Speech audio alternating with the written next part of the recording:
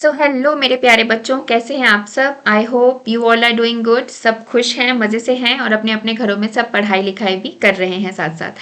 सो चलिए आज हम स्टार्ट करने जा रहे हैं एक नया chapter from class 10th, that is heredity and evolution. Evolution जो है वो बेसिकली सिलेबस से एक्सक्लूडेड है आपके, तो हम वही चीज़ें कवर करेंगे जो क्लास 10th के सिलेबस में होंगी।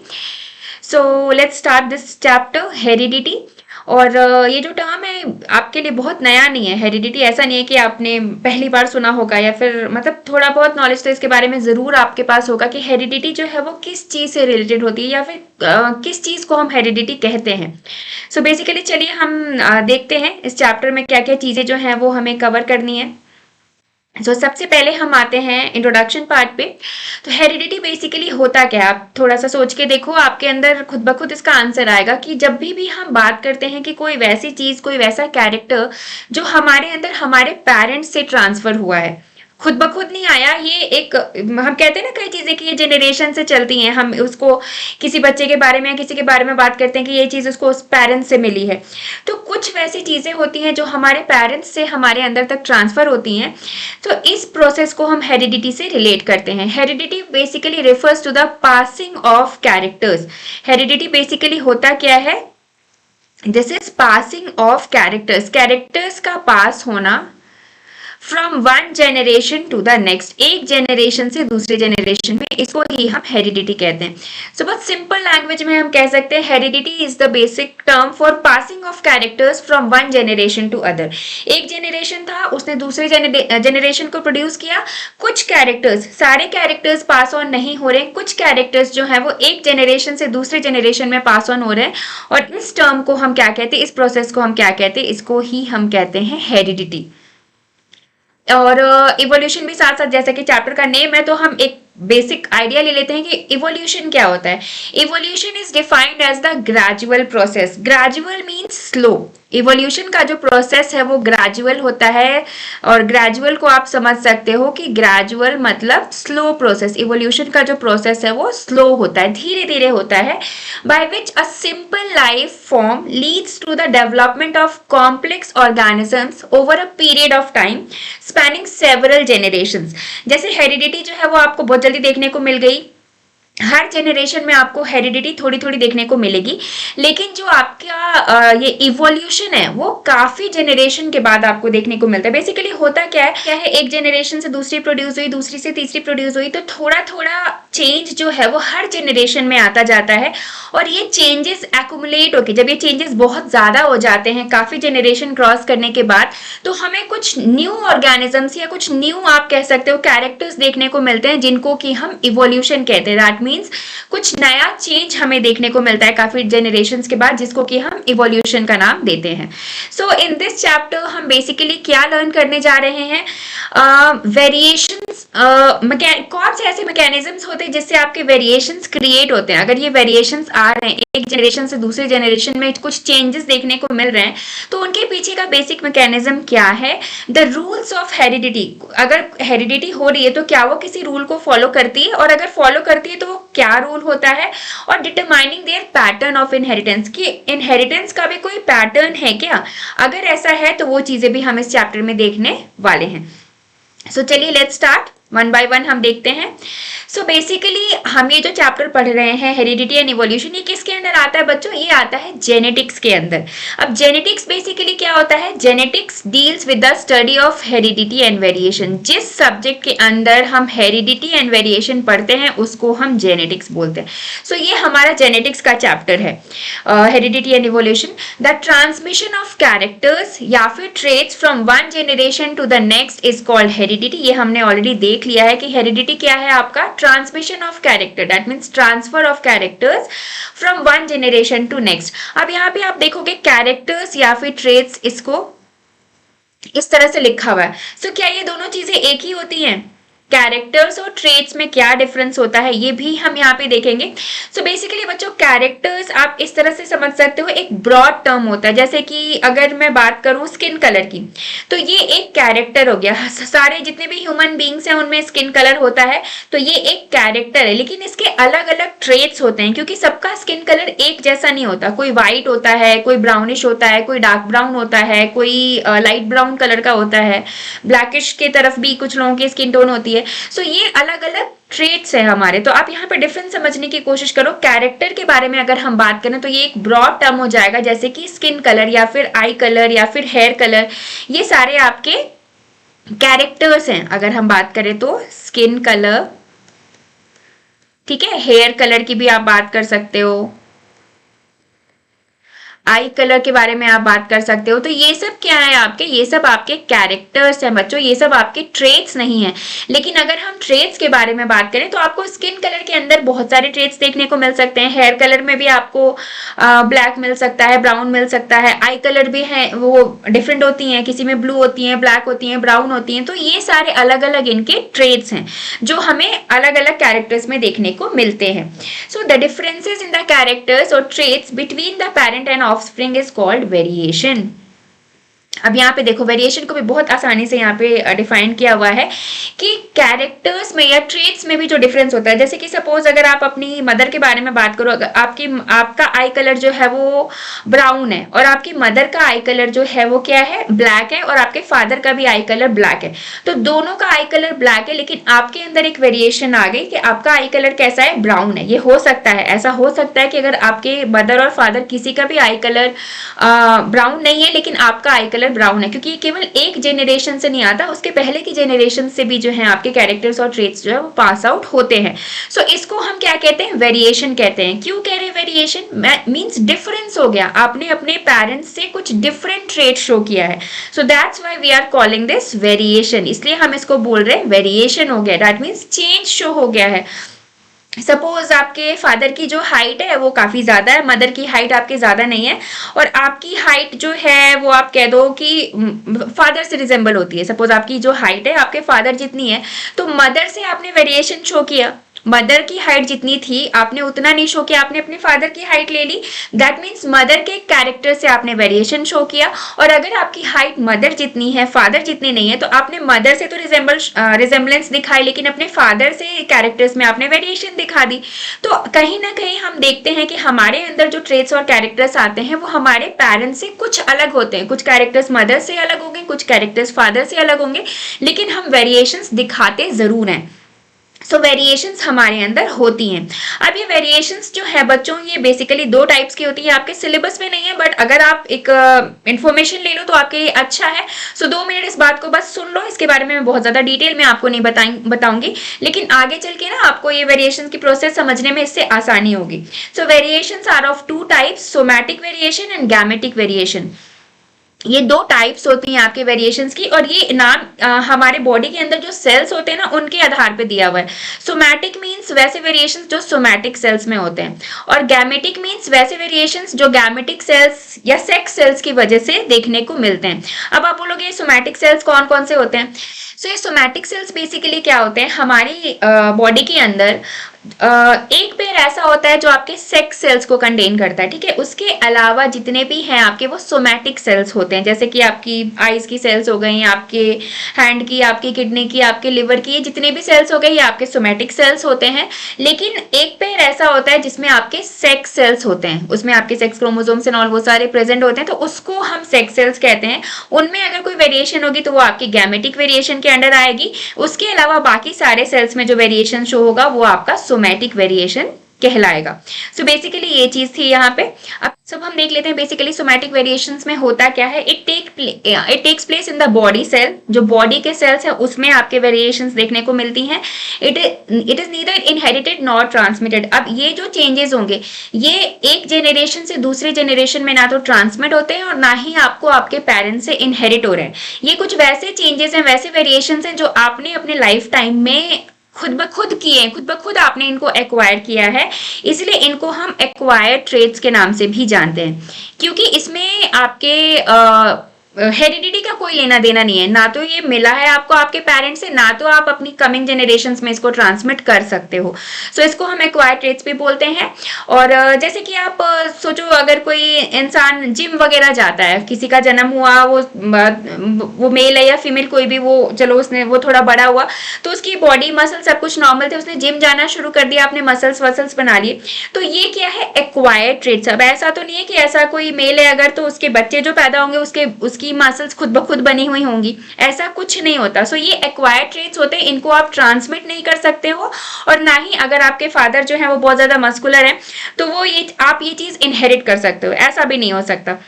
एग्जाम्पल्स यहाँ पे देखो मेंशन किया हुआ है, cutting of tails in dogs की अगर टेल आप कट कर दो तो ये चीज जनरेशन में, कमिंग जनरेशन में ट्रांसफर नहीं होती।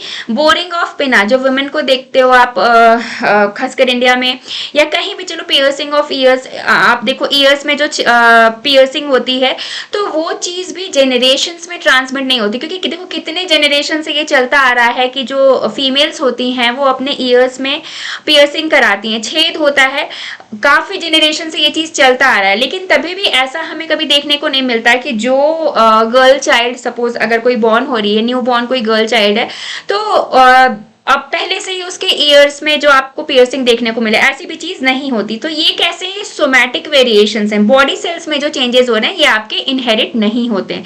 लेकिन जो आपके गैमेटिक वेरिएशंस हैं, मीन सेक्स सेल्स में जो चेंजेस हो रहे हैं, तो ये आपके सबसे पहले कहाँ होंगे, रिप्रोडक्टिव सेल्स या फिर गैमेट्स में होंगे, ये वाले वेरिएशंस देखने को मिलेंगे। इनहेरिटेड, इनको एक जनरेशन से दूसरे जनरेशन में ट्रांसमिट भी किया जा सकता है या फिर इनहेरिट भी किया जा सकता है, इसीलिए इन्हें हम इनहेरिटेड ट्रेट्स भी बोलते हैं। और इनके एग्जाम्पल्स क्या है, ह्यूमन हाइट या फिर स्किन कलर, ह्यूमन की जो हाइट है या फिर ह्यूमन के स्किन का जो कलर है, ये सारी चीजें हम इनहेरिट करते हैं, अपने पेरेंट्स से लेते हैं, हाइट लेते हैं, स्किन कलर लेते हैं, इवन आई कलर, ये सब चीजें जो क्या है ये आपके गैमेटिक वेरिएशंस के अंडर आती हैं। सो थोड़ा बहुत इसका नॉलेज होना आपको जरूरी है, आगे चीजें समझने में आपको आसानी होगी। अब देखो, accumulation of variation during reproduction. अब इसमें क्या होता है, variations occur during reproduction whether organisms multiply sexually और एसेक्सुअली। रिप्रोडक्शन है या तो वो सेक्सुअल होगा या एसेक्सुअल होगा। तो अगर सेक्सुअल रिप्रोडक्शन होता है तो उसमें वेरिएशंस आपको ज्यादा देखने को मिलती है, क्योंकि उसमें दो पेरेंट्स आपके इन्वॉल्व हो रहे हैं। ऐसा नहीं है कि एसेक्सुअल रिप्रोडक्शन में आपको कोई वेरिएशन देखने को नहीं मिलेगी, बट वो बहुत कम होती है, इतनी ज्यादा कम होती है कि आप उसको इग्नोर कर सकते हो, आप बोल सकते हो ऑलमोस्ट निल है, लेकिन वेरिएशंस आपको वहां पे थोड़ी बहुत देखने को मिलती जरूर है। अगर हम वेरिएशन एसेक्सुअल रिप्रोडक्शन में बात करें तो variations are less, they are very few. And क्यों होती है ये वेरिएशंस, एसेक्सुअल रिप्रोडक्शन है, केवल एक ही पेरेंट इन्वॉल्व है, लेकिन जब रिप्रोडक्शन हो रहा है दैट मींस जो डीएनए मटेरियल है उसकी कॉपी हो रही है, डीएनए जो है वो डिवाइड हो रहा है, उसकी कॉपी हो रही है और वो आपके नेक्स्ट जनरेशन में ट्रांसफर हो रहा है। तो अगर डीएनए की कॉपी में थोड़ी इनएक्यूरेसी आ गई, दैट मींस इनकरेक्ट कॉपी हो गया, कॉपी उसको जिस तरह से होना था अगर वो करेक्टली होता तो बिल्कुल पेरेंट की 2 कॉपी मिलती है आपको एसेक्सुअल रिप्रोडक्शन में, लेकिन डीएनए की कॉपी होने के समय थोड़ी गड़बड़ी हो गई, थोड़ी गलती हो गई वहां पे, तो उस वजह से आपको जो है वहां पे वेरिएशंस देखने को मिल सकते हैं। ये हम किसकी बात कर रहे हैं, हम एसेक्सुअल रिप्रोडक्शन की बात कर रहे हैं। वहां पे आपको म्यूटेशन की वजह से, म्यूटेशन क्या है, डीएनए की कॉपी में थोड़ी गड़बड़ी, आप इसको इजी लैंग्वेज में ऐसे समझ सकते हो, म्यूटेशन जो है डीएनए कॉपी होना था उसमें जो बेस पेयर्स कॉपी जिस तरह से होने थे थोड़ी बहुत गड़बड़ी हो गई, म्यूटेशन हो गया, उसकी वजह से इनएक्यूरेसी हो गई, तो वेरिएशंस आपको देखने को मिले अगर ये गड़बड़ी होगी तो, अगर नहीं होती है तो आपको कोई वेरिएशन देखने को नहीं मिलेंगे, ठीक है। लेकिन अगर हम सेक्सुअल रिप्रोडक्शन के बारे में बात करें तो वेरिएशंस आर लार्ज, हर केस में हर स्टेप में आपको वेरिएशंस देखने को मिलेंगे। इवन आप देखो कभी ऐसा नहीं होता कि जो पेरेंट्स हैं उन्होंने सेम टू सेम, जैसे अगर एक कपल है उसने किसी बेटी को जन्म दिया तो वो बेटी बिल्कुल अपनी मम्मा जैसी दिखे, एक्यूरेट 2 कॉपी हो, या फिर उसका जो बेटा है वो बिल्कुल अपने फादर की तरह हो, ऐसा बिल्कुल भी नहीं होता है।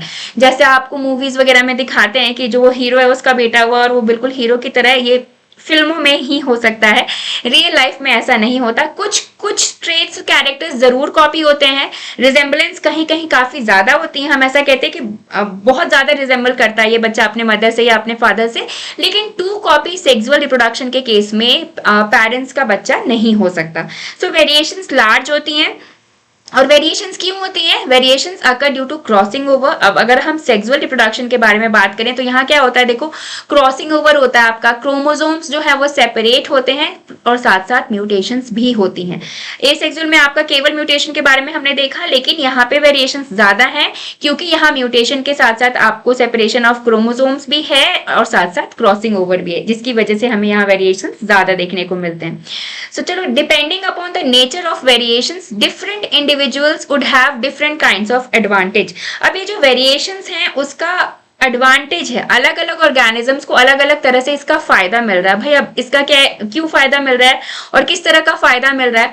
तो जो बैक्टीरिया होते हैं इनमें आपकी जो नेक्स्ट जनरेशन प्रोड्यूस होती है, they can withstand heat. Bacteria में जैसे जैसे नई नई जनरेशन आपकी प्रोड्यूस होती जाती हैं उनमें हीट को बेयर करने की कैपेसिटी जो है वो ज्यादा बढ़ती जाती है और वो अच्छे से सर्वाइव कर पाते हैं। अगर आप बहुत पुराने जनरेशन्स को देखें तो मे बी आपके वो बहुत हायर टेम्परेचर पे विथस्टैंड ना कर पाए, लेकिन जैसे जैसे 1 जनरेशन 2 3 4 5 10 20 इस तरह से जनरेशन्स वो आगे बढ़ते गए बैक्टीरियाज के, तो उनमें हीट को जो सहने की कैपेसिटी है, हीट टॉलरेटिंग कैपेसिटी है, वो धीरे धीरे इंक्रीज करती गई।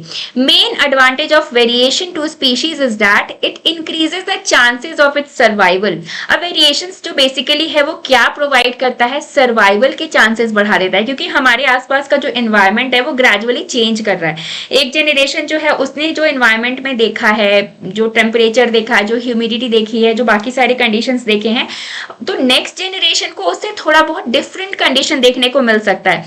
तो इसीलिए जरूरी ये है कि जो आपकी अपकमिंग जनरेशन है उसके अंदर टॉलरेट करने की कैपेसिटी आपसे ज्यादा हो। अगर कम होगी तो वो सर्वाइव नहीं कर पाएगी। जैसे जैसे एनवायरनमेंट चेंज होगा तो आपकी जो अपकमिंग जनरेशन है वो सर्वाइव नहीं कर पाएगी। तो वेरिएशन की वजह से हमारा क्या होता है, आप बोल सकते हो आपकी कैपेसिटी इंक्रीज होती है, आप चेंजिंग एनवायरनमेंट में अडाप्ट कर जाते हो, आप अडेप्टेशन को शो करते हो। अब यहाँ देखो नेक्स्ट क्या है, free ear lobes and attached ear lobes. अब जो ईयर लोब्स होते हैं, ईयर लोब्स आप इस तरह से देख सकते हो, मैं आपको यहाँ पे ड्रॉ करके दिखा देती हूँ। कुछ लोगों की जो ईयर्स होती है ना वो इस तरह से होती हैं, ये लोब है बेसिकली। सो यहाँ पे आपको ये इस तरह से बिल्कुल स्किन से अलग, जैसे ये अगर फेस है तो ये फेस से अलग आपको ईयर लोब्स इस तरह से मिलेगा देखने को। और कुछ लोगों में क्या होता है, ये ईयर लोब इस तरह से फ्यूज होता है।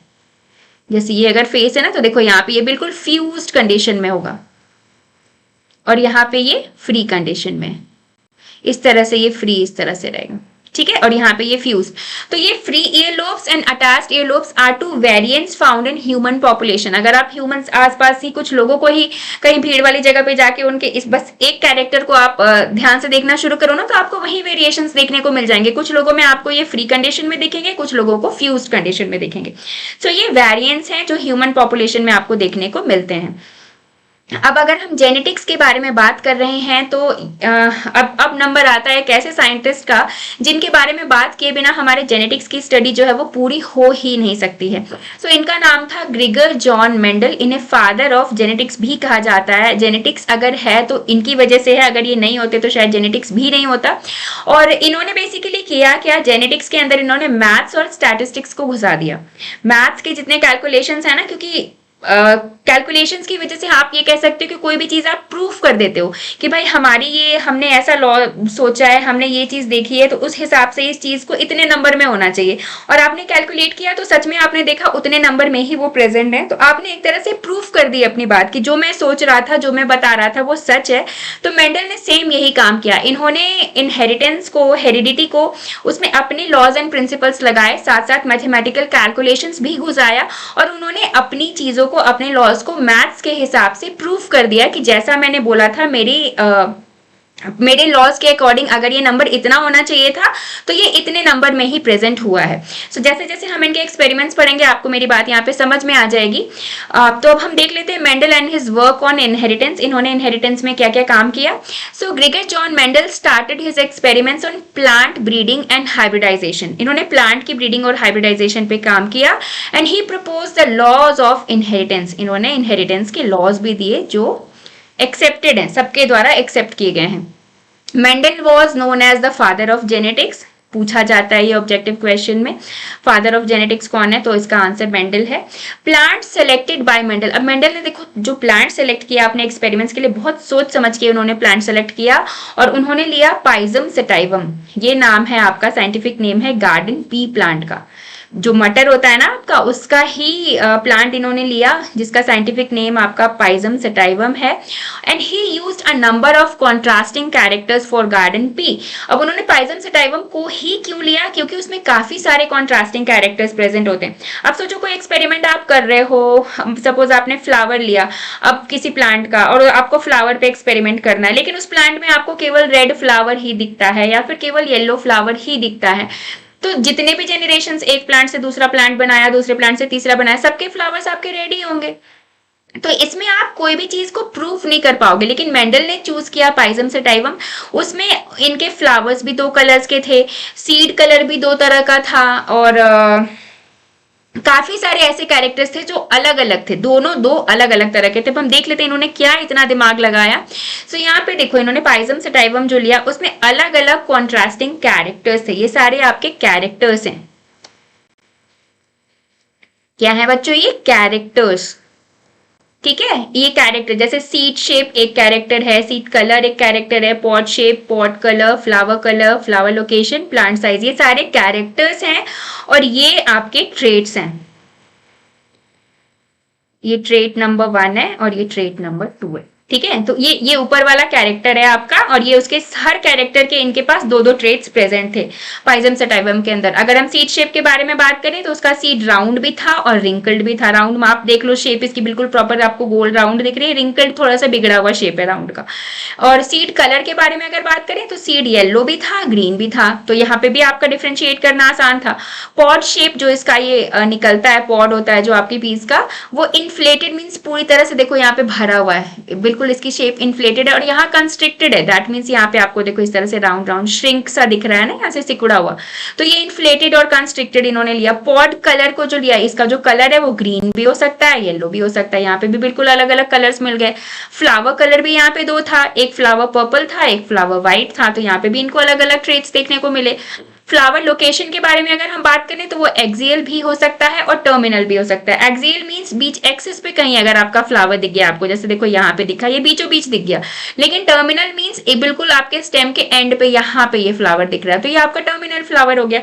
और उसके साथ साथ सबसे लास्ट जो इन्होंने लिया वो प्लांट साइज था। तो आपका ये जो पाइजम सेटाइवम पी प्लांट है ये टॉल भी था और ड्वार्फ भी था। टॉल मीन्स उसकी हाइट थोड़ी लंबी थी, 5 से 7 फीट तक थी, और जो ड्वार्फ प्लांट था उसकी 2 से 3 फीट तक हाइट थी।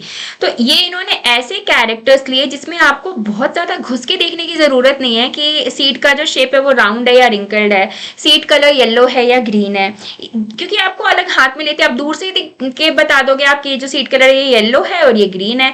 पॉट शेप इन्फ्लेटेड है या कंस्ट्रिक्टेड आप दूर से ही बता दोगे, तो उनके लिए एक्सपेरिमेंट्स का रिजल्ट कैलकुलेट करना इस वजह से आसान हो गया।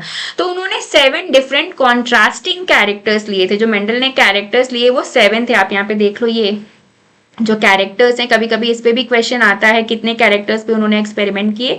1 2 3 4 5 6 एंड 7 कॉन्ट्रास्टिंग कैरेक्टर्स उन्होंने लिए थे और जिसपे उन्होंने आगे अपने सारे एक्सपेरिमेंट्स परफॉर्म किए थे।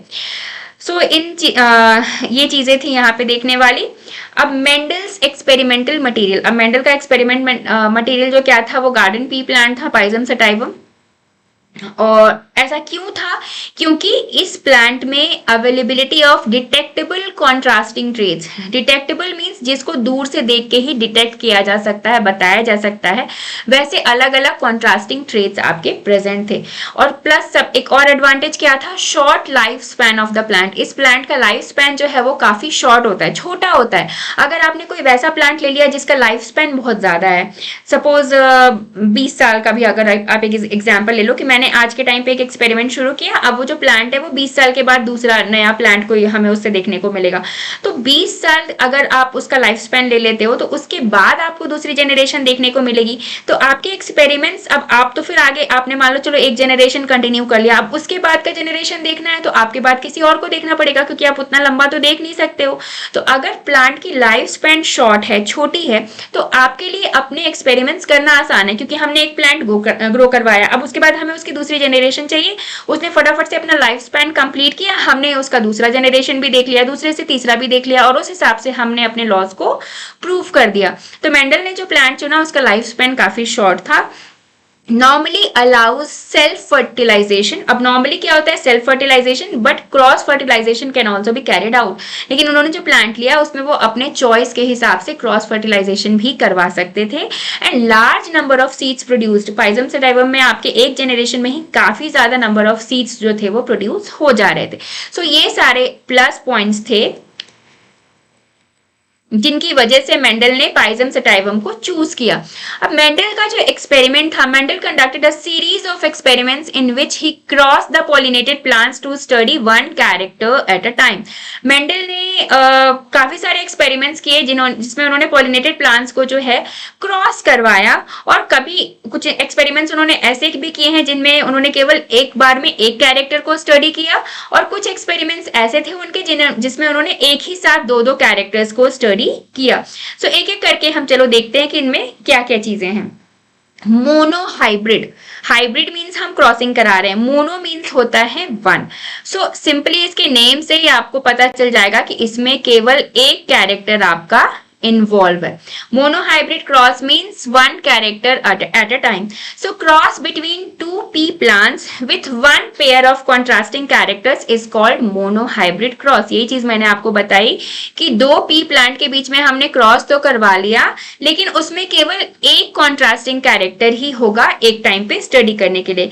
For example cross between a tall and a dwarf plant. अब यहाँ पे देखो एक कैरेक्टर के बारे में हमने बात की, टॉल और ड्वार्फ प्लांट ले लिया, लेकिन जरूरी नहीं है, इन्होंने जो रिजल्ट दिया ना, आप कोई सा भी एक कैरेक्टर ले लो, जैसे कि आप सीड कलर ले लो, येलो और ग्रीन सीड कलर के बीच में इन दोनों दो वैसे प्लांट्स ले लिए जिसमें एक का सीड कलर येलो था दूसरे का ग्रीन था, आप उसको क्रॉस करवा दो।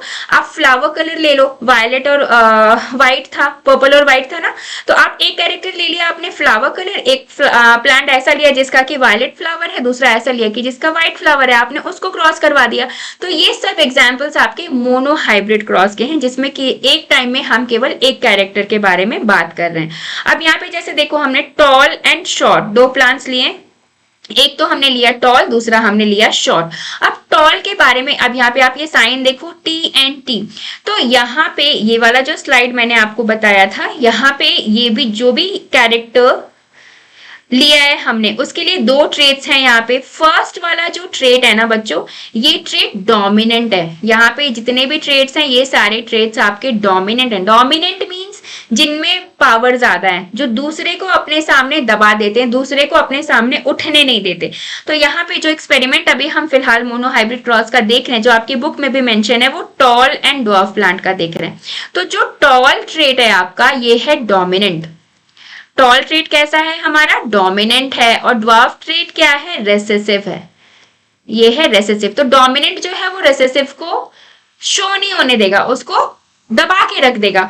तो टॉल, टॉल के लिए हमने एक साइन भी लिया, टी फॉर टॉल होता है। तो कोई चीज को अगर किसी भी प्लांट का हमें अगर टॉल कैरेक्टर दिखाना है तो हम कैपिटल टी लेंगे, ठीक है। और तो टॉल से हमने टी ले लिया, तो क्या इसका मतलब ये है कि ड्वार्फ के लिए फिर हम डी लेंगे? नहीं, मेंडल ने मना किया, बोला कि नहीं, इस तरह से क्या होगा, कंफ्यूजन्स काफी क्रिएट होंगे। तो अगर टॉल प्लांट के लिए हम कैपिटल टी ले रहे हैं तो इसका रेसेसिव ट्रेट क्या है, ड्वार्फ, तो उसके लिए हम क्या लेंगे, स्मॉल टी। अब ये बेसिकली साइंस है आपके कैरेक्टर्स को, ट्रेट्स को जो रिप्रेजेंट कर रहे हैं। Capital T means tall plant and small T means dwarf, ठीक है। सो ये बेसिकली आपके ट्रेट्स को रिप्रेजेंट कर रहे हैं, capital T and small T. तो यहाँ पे अगर हम देखें तो टॉल को हमने दिखाया है कैपिटल टी दोनों यहाँ पे आपके टॉल्स हैं, और ये बेसिकली होते हैं, इनको जब ये पेयर में लिखे जाते हैं तो हम इनको कहते हैं अलील्स। ये क्या है, अलील्स हैं आपके। और ये शॉर्ट के आपके जो ये इसके दो अलील्स आपके कैपिटल टी हैं, और इसके हैं आपके स्मॉल टी, क्योंकि ये शॉर्ट या ड्वार्फ आपका एक ही है। तो यहाँ पे आपके अगर जब हमने इसको क्रॉस करवाया, इन दोनों में क्रॉसिंग करवाई, तो फर्स्ट जनरेशन में क्रॉस जब भी होता है तो उसके बाद जो हमें पहला रिजल्ट मिलता है उसको हम कहते हैं F1। क्या कहते हैं, F1। तो जो हमने पहला क्रॉस करवाया टॉल एंड ड्वार्फ प्लांट के बीच में, तो जो हमें F1 मिला उसमें सारे के सारे टॉल मिले, ऑल टॉल ऑफस्प्रिंग इन F1 जेनरेशन। ये हो गई आपकी F1 जेनरेशन। यहाँ पे आप देखो, एक तो हमने डॉर्फ लिया था ना, ये वाला प्लांट हमारा छोटा था, लेकिन हमें जो रिजल्ट मिला है उसमें हमें सारे के सारे टॉल मिले हैं। F1 जेनरेशन में ये भी टॉल है, ये भी टॉल है, ये भी टॉल है, ये भी टॉल है। लेकिन अगर हम F2 के बारे में बात करें तो F2 में हम क्या करते हैं बच्चों, जो हमारी F1 जेनरेशन का प्लांट है, इसमें से कोई एक प्लांट हमने उठाया और इसकी सेल्फिंग करा दी हमने। तो जब इसकी सेल्फिंग कराई और F2 जेनरेशन हमें मिला, तो उसमें आप देखोगे कि सारे के सारे तो हमारे टॉल हैं, लेकिन उसमें से एक जो प्लांट है वो कैसा निकल गया, शॉर्ट निकल गया या फिर ड्वार्फ निकल गया। सो यहाँ F2 में हमें थोड़ा चेंज देखने को मिला। सो ये था उनका एक्सपेरिमेंट, अगर वो करवा रहे हैं मोनो हाइब्रिड क्रॉस के बारे में, दैट मीन्स केवल one character at a time. So इस तरह से उन्होंने अपने एक्सपेरिमेंट्स परफॉर्म किए थे, monohybrid and dihybrid cross करवाया था। सो अभी फिलहाल के लिए हम यहाँ पे ही स्टॉप करते हैं, और आई होप ये वीडियो आपके लिए यूजफुल रहा हो, कंसेप्ट्स आपके क्लियर हुए हो। So all the next parts will be covered in the next video. Thanks for watching this one everyone.